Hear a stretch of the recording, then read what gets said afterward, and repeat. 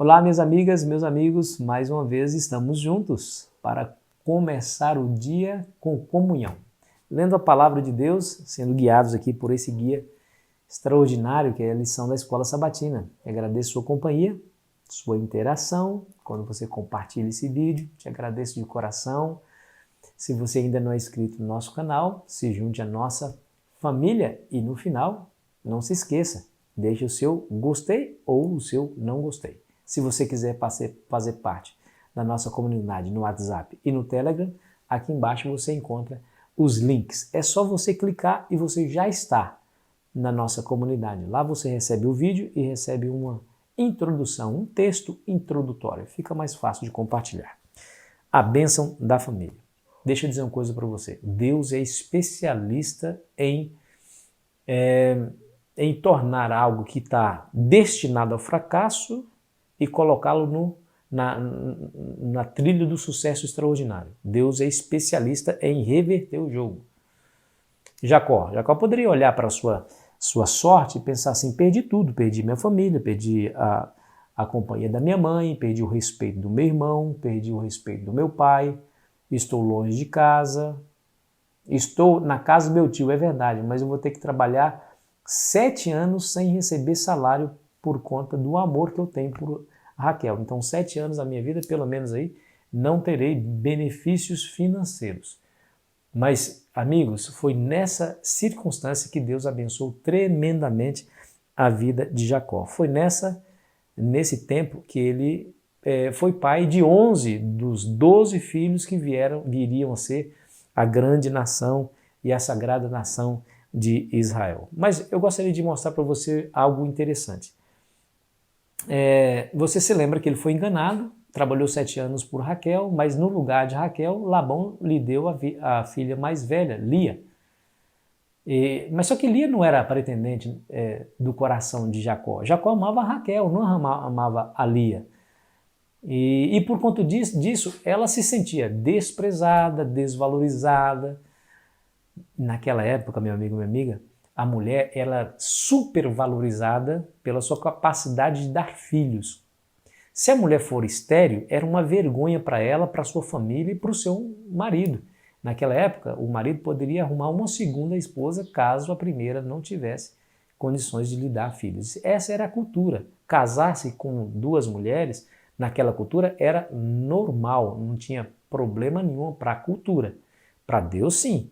Deus não tolerava essa poligamia, mas veja que Deus ele usa os elementos da cultura para cumprir os seus propósitos, porque nada nessa vida pode frear os propósitos de Deus. Se Deus quer, não há homem que possa impedir. Mesmo diante desse erro moral que Jacó estava envolvido por conta da sua cultura, Deus abençoou e aquelas mulheres, tanto Raquel e Lia, foram mães da semente foram mães dos ancestrais do povo de Deus que haveria de gerar, inclusive, o próprio Messias. Olha que coisa interessante.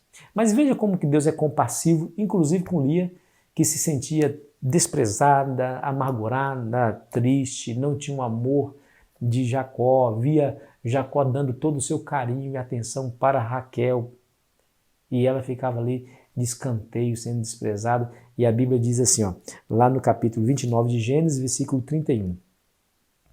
Vendo o Senhor que Lia era desprezada, fê-la fecunda, ao passo que Raquel era estéril. E aí começa, amigos, a bênção de Deus ser derramada sobre essa pobre mulher, porque é assim, Deus ele é compassivo, ele é misericordioso. Não há ninguém que passe por injustiça que Deus não se ressente.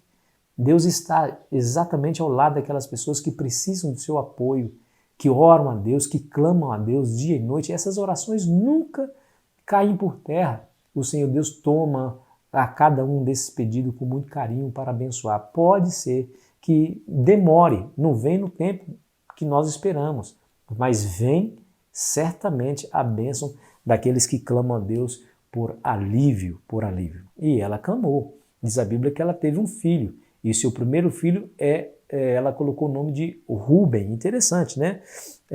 O nome de Rúben é significativo porque no nome tem o verbo ra'ar, que significa ver. E ela mesmo disse isso, né?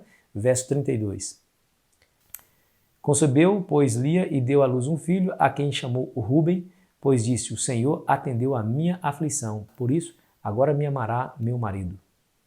Aquela criança foi como se fosse uma compensação de Deus por sua aflição, por vê-la desprezada pelo seu esposo. Mas não parou por aí. Ela deu à luz um outro filho. O segundo filho dela foi Simeão. No próprio nome Simeão tem o verbo chamar, que é o verbo ouvir na língua original hebraica, que Deus ouviu o seu clamor. Deus ouviu e viu a sua situação. Por isso ela colocou o nome de Simeão. Parece muito com a história lá de Agar e seu filho Ismael, porque o nome do filho Ismael foi escolhido pelo próprio Deus e o Ismael significa Deus ouviu. É assim. Não sei quais circunstâncias pelas quais você está passando, mas independente das dificuldades, não se esqueça, não desista nunca de orar, porque Deus sempre ouve oração. Ouviu a oração de Lia, ela concebeu e ainda a abençoou 3 vezes, né? Primeiro Ruben, Simeão e agora o terceiro filho. E o último filho dela foi Judá. E Judá significa louvor. Olha que interessante. Agora ela não olha mais para as suas circunstâncias, para os seus problemas, para a sua aflição. E agora ela simplesmente dá louvor pela graça de Deus, de tê-la abençoada tão grandemente a ponto dela ser mãe de 3 filhos de Jacó, né? Que interessante, né? A partir do momento que Lia não pôde mais conceber, é que Deus se lembrou de Raquel. Veja aí o que está lá em Gênesis 30, verso 22. Lembrou-se Deus de Raquel, ouviu-a e a fez fecunda. Ela concebeu, deu à luz um filho e disse, Deus me tirou o meu vexame. E lhe chamou José, dizendo, dê-me o Senhor ainda outro filho. Muito bem, agora chegou a vez de Raquel, né? Raquel, a outra também aflita, tinha um amor, tinha um respeito, tinha o carinho do seu esposo, mas não tinha o que Lia tinha, a capacidade de gerar filhos, era estéril. Mais uma vez, né? Deus se lembra de alguém aflita e atende às suas orações, porque Deus é assim, Deus ele tem um interesse muito grande em nos tornar felizes nessa terra. Ah, meu amigo, eu quero dizer para você, minha amiga, que Deus tem o maior interesse, Ele é o maior interessado em que você viva feliz. Sabia disso? Você sabia disso? Ele é o maior interessado na sua segurança, na sua felicidade, na sua prosperidade. Então, o que precisamos fazer é clamar a Deus. Está difícil, né? Às vezes as provações nos alcançam e tornam amarga a nossa vida, mas é a hora de clamar, porque Ele tem interesse. Ele tem um interesse muito profundo, que a gente saia dessas circunstâncias que nos deixam tristes e nos dê o que nós mais precisamos, que é o descanso das nossas provações. Raquel recebeu. Raquel esperou 7 anos para casar com seu marido. Aí o marido dele foi enganado e Lia entrou no seu lugar. 14 anos depois, ela esperou durante 14 anos para ser mãe do primeiro filho. E o filho significa, o nome do filho José significa, Deus tirou o vexame, a vergonha, tanto é, aí o texto, né, nos mostra, o significado do nome de José nos mostra o que pensava a sociedade então, uma mulher estéril, uma mulher cheia de vergonha. E ela coloca o nome José, que significa Deus tirou o meu vexame. Tá vendo? Olha, eu quero dizer para você que às vezes passamos por dificuldades que nos trazem vergonha. É verdade. Às vezes são situações que a gente não escolhe, como o caso da Raquel. Ela não escolheu ser estéril, simplesmente ela nasceu estéril. E às vezes a gente passa por isso, mas espere em Deus. Pode vir no momento que você não espera. Às vezes a gente pede a bênção de Deus e queremos que ela se cumpra imediatamente, né? Mas Deus tem o seu propósito. A Raquel esperou 14 anos, mas Deus atendeu a oração dela e ela foi mãe, apesar de ser biologicamente incapacitada para sê-la. Tá vendo? Querido amigo, querida amiga, é uma mensagem poderosa para mim e para você, não é verdade? Raquel foi agraciada por Deus, recebeu a bênção e nos ensina que viver ao lado de Deus, mesmo em meio às tristezas, às dificuldades e às provações que a vida impõe sobre nós, é a melhor escolha que eu e você podemos tomar.